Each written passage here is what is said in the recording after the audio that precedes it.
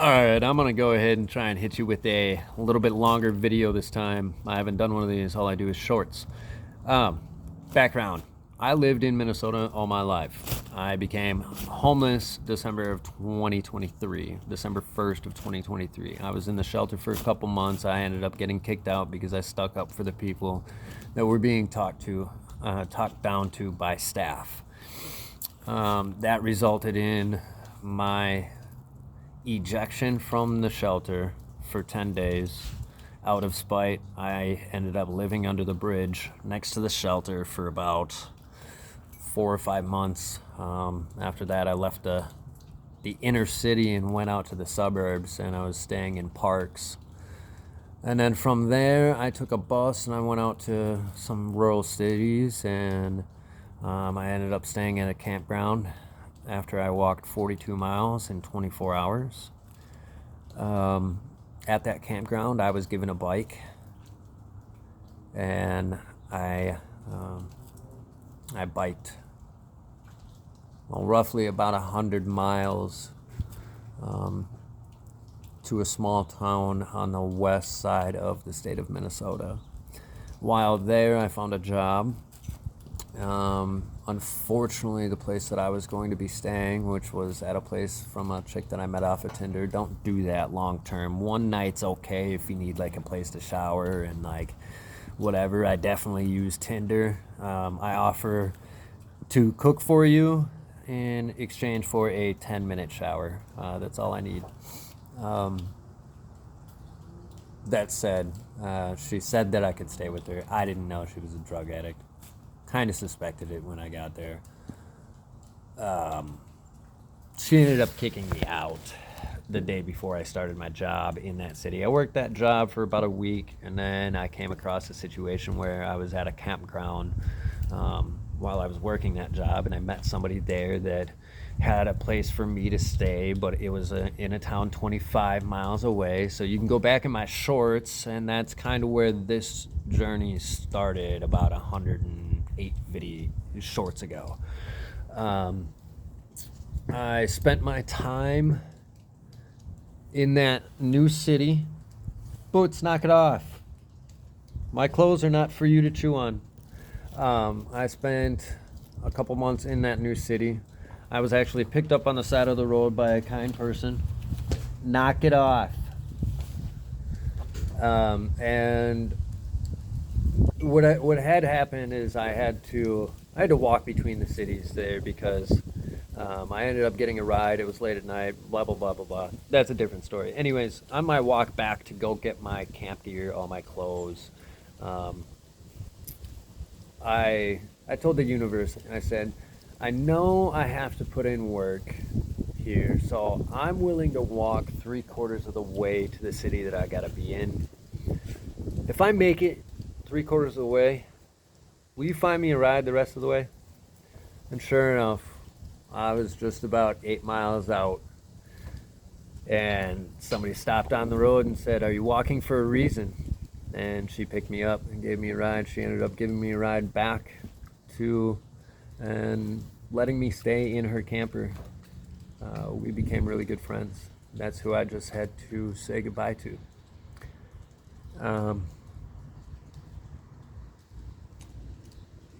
I think she taught me what it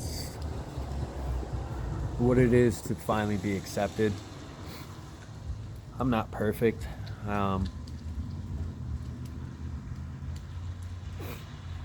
I, like many people, have my faults, and my faults may be worse than some others and not as bad as others, but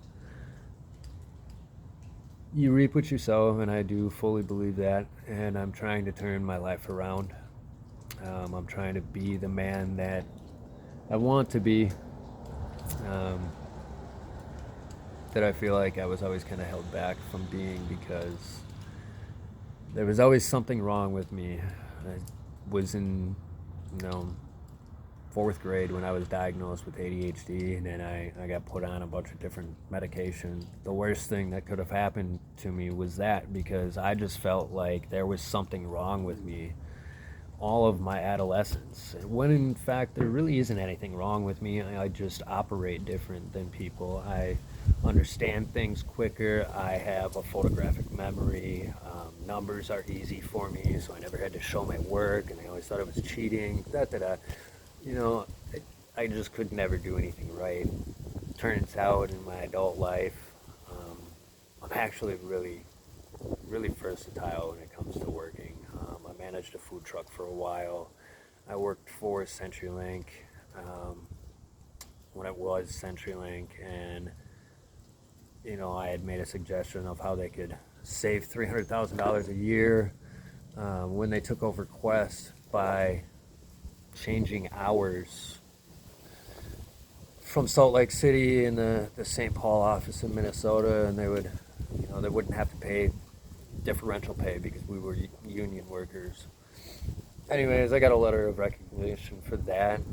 I developed training for Hewlett Packard's out of warranty printer line before they sent the contract overseas to Singapore. My team was strong in sales. They just took what I developed and sent it over to people that will sell you any type of printer without actually caring that you're going to burn through your printer in a month and you're going to be calling back and buying another one.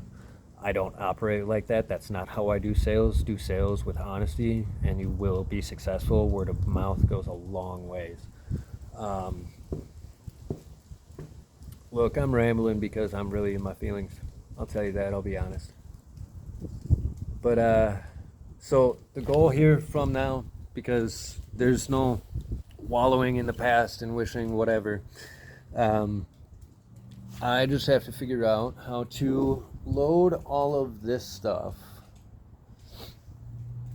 perfectly onto this cart,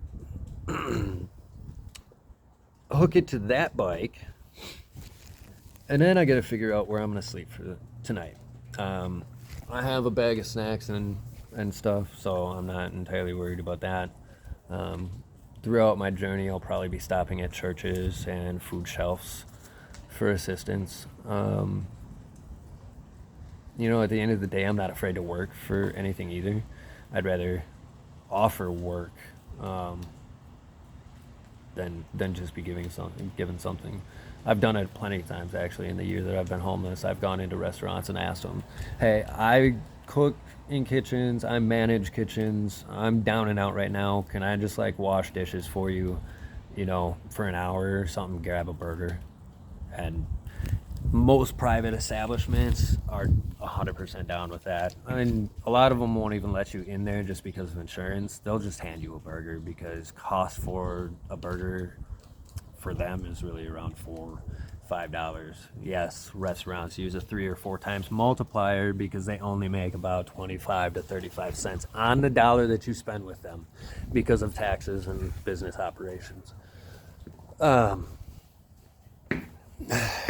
Look, I'm going to put all my life skills, everything that I've learned, how to beat up my body, how to use my brain, I'm going to put it all together, and I'm going to see what I can turn my life into from this down spot that I'm in. Look, I have a choice. I either do or it's kind of really it.